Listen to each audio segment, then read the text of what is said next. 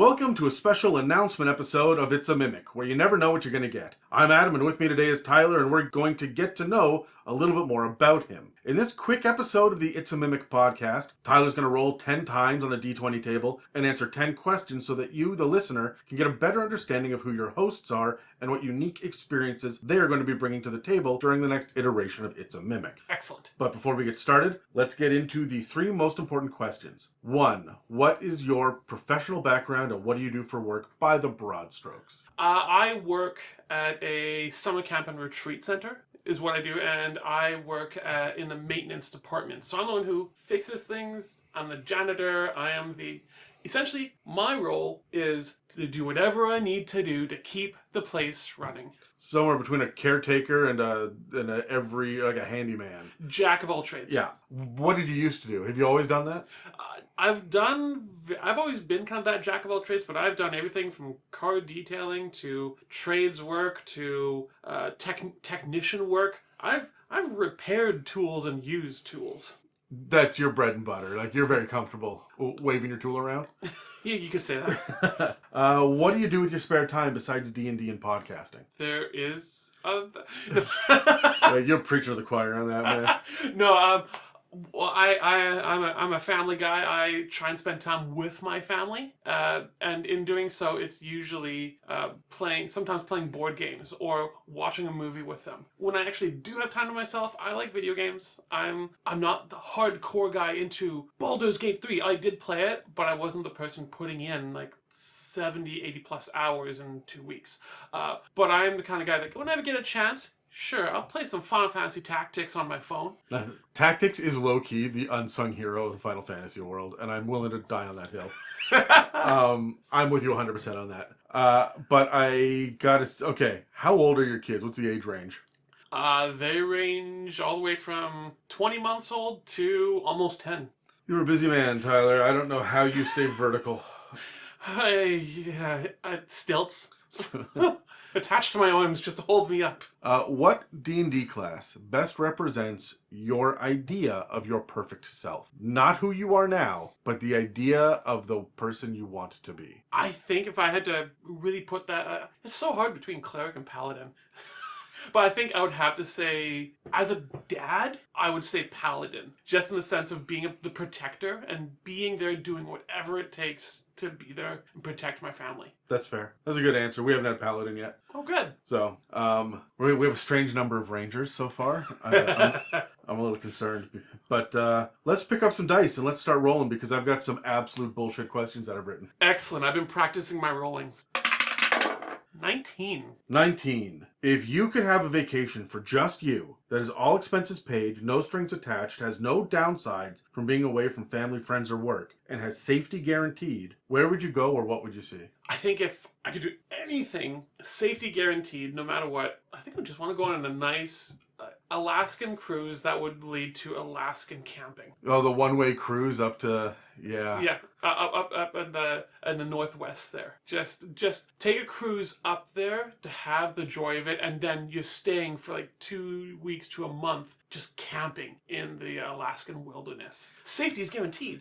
I used to work for a security ops center, and when we dealt with a bunch of guards that would have to go out and do stuff. And one of the things that we had were, everywhere where there's like a power tower? Yeah. Right, but all over the Rocky Mountains to give power to all the smaller communities from the lower mainland. We would have to have a security guard there because people would go and strip the copper out of the area, and suddenly the tower would go down and a community would be out of power, right? So we had a guard there, but their job was to camp, and they got paid 24 hours a day. So like the moment that they hit hour 8 minute 1, it was overtime, and they would stay for like 10 days at a time. They were paid thousands of dollars just to camp up there by themselves on like a 10-day on 10-day off rotation. Yeah, that sounded so ideal to me. Oh, I was so into so it. Nice. Right, so I feel you on the Alaska, like go up into the wilderness and enjoy like the Pacific Northwest. That sounds fucking amazing.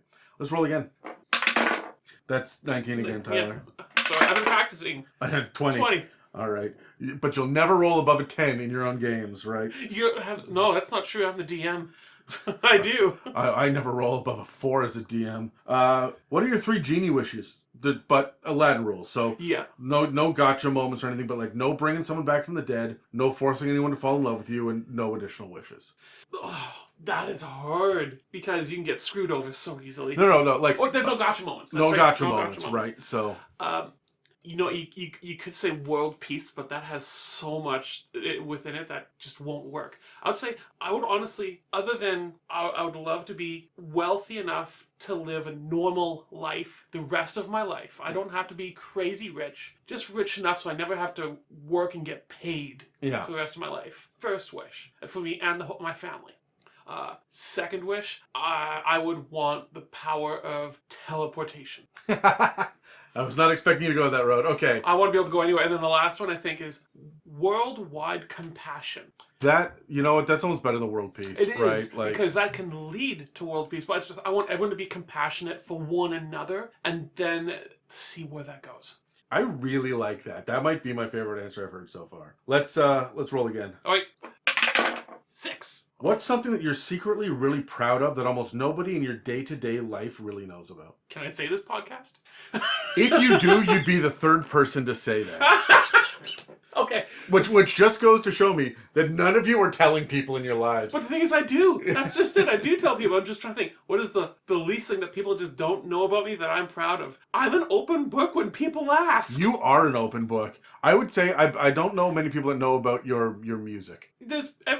A lot of people know that I do music, whether it's playing at church. But I mean the written music that you've provided for the podcast. Yeah, I'd say probably like, that. That is probably the least. I like to sometimes show some people like, hey, I just did this. What do you think of this? Sounds like. But yeah. Yeah, because I'm always impressed. And it's so funny because you have sent me stuff that I'm like, this is brilliant. It's not at all what I need for this moment, and I'm filing this away. So I have like this little like Tyler archive of music as well. So, because I'm loath to give up on any of it. That's fair. Let's roll again. 8. What is a part of history that's a blind spot for you that you wish you could be an expert on? I think one thing that I'd love to be an expert on, just don't have time to look more into it, is the Renaissance era. Or even the industrialization era. What draws you to that? Just to see how invention came to be. When the thoughts of all these different inventions came to be, and modern economy came to place. Mm-hmm. That does intrigue me. Is it enough that I'm going to research it? No, I'm sorry. But it does intrigue me. I could say medieval times and all that, but I've researched that. I've researched biblical history, and I love that. But something that I just haven't looked into, what would like to, would be kind of that industrialization era. That's fair. I don't think anyone else has said that yet. That's a great answer. Let's roll again. 2. We're getting lower. In your opinion, what has been this is right on the heels of the last question. What has been the most important invention or discovery in human history, and why? I think one of the most important discoveries, paper. The fact that we have something to write on, and not a stone tablet, not something that we are so hard pressed to do. And I don't mean papyrus, anything. Hard pressed, I get it. Thank you. Yeah. Do you mean, not like parchment even as well? Yeah. Do you include that? And like a thin material that we're able to use, whether it's ink and pen, whatever it might be, something that we're able to actually store in such a way that is small space and that is easily to record things. It's interesting that you're saying record, because I know a lot of people, when they talk about it, they talk about the dissemination of it, right? Like it's movable print that's easy to get to other people, like, and that's where the printing press comes in, right? But you're specifically paper and record keeping. Yes, record keeping, because that is how we prove things. That is how we have evidential of history. Mm-hmm. And it's how we can pass the knowledge gained from one generation to down the to next. Yeah. Yeah. It's a great answer. All right, hit me again. No, not with your fist. Oh, okay. That's 2 again. 13. Heading back up. Yes. Lucky number 13. What's the biggest conflict that you've overcome that you're willing to talk about on the internet? I think the biggest conflict that I've overcome, and this is getting deep, guys, I'm not going to lie. When I was younger, I actually dealt with the thoughts of suicide. Yeah. You never think that if you knew me today. No, you were you are such an outgoing and positive force in the world. Yeah, but as a young kid, I dealt with thoughts of suicide, and it was a big struggle for me. And someone came to me and got me out of that funk. It was purely by something that brought me out of that. Without getting too spiritual about that. Sure. Yeah, is there a specific tactic or method or something you could point someone else who's struggling with that at? Like, hey, look into this. You might be surprised. Absolutely. It's just think about the idea of who will be at benefit of losing you. I'm not saying who's going to miss you when you're gone. Who's going to benefit? Anyone? It's interesting because so many people think, the world would be better off without me. And in the moment that you zoom right in on that and say, yeah, how? Yeah. That argument falls apart. That's just it. And so, yes, look at who's going to miss you, but look at will there be anyone who will benefit? You've done 20 already. I'm sorry. 15. What's your biggest pet peeve? I would say my biggest pet peeve is... Brad. No, I'm seeing him later. I can't say that. My biggest pet peeve is when people are not entirely honest. And you can see it. Mm-hmm. It's... Yeah, we need them to cover up those lies. It's just more so when you can tell they're not being completely 100% truthful. It's this idea of, they're hiding something. It's that when you roll that 15 or higher on insight, and something's not quite right there. Yeah, and you don't want to confront them about That's it. Just, it's like... It's probably nothing, but why are you lying? Yeah, exactly. 3. You wake up tomorrow, this is my favorite one, and everyone in the world has painlessly and immediately vanished except for you and 3 other people from It's a Mimic. Who do you choose to spend the rest of your life exploring this empty planet with, keeping in mind survival, personality, and mental health? And you can't pick me. Oh, I can't pick you. Oh, okay. It's unfair and self-serving if I don't have that quantifier on the end there. So fair. If I were to say, I would say Brad and Dan. Sure. Because with 3 dads, we know how to get stuff done, things we have to get done, and plus we need each other to console each other because we just lost our families.